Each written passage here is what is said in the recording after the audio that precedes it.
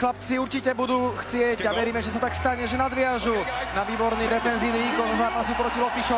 Pozor však na veľkú príležitosť, do ktorej sa dostal Neighbors, jeho strela medzi betóny. Prehrávame 0-1.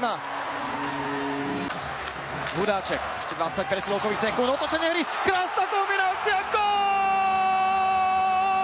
Peter Cehlarík, vyrovnávame na 1-1. Krásna spolupráca Hrivíka s Cehlárikom prináša vyrovnanie. Hudáčkov manéver, Hudáčková príležitosť, Libor Hudáček pred bránkou, Pánik i Cehlárik nie je z toho gól. Koch, Chromiak, backendom posiela puk až do útočného pásma. Skončila sa tretia tretina. Pri prvom neúspel Quinn, tento raz zavesil. Tento raz do forehandu, gól nedáva. A prehrávame po tuhom boji s Kanadou 1-2 po samostatných nájazdoch.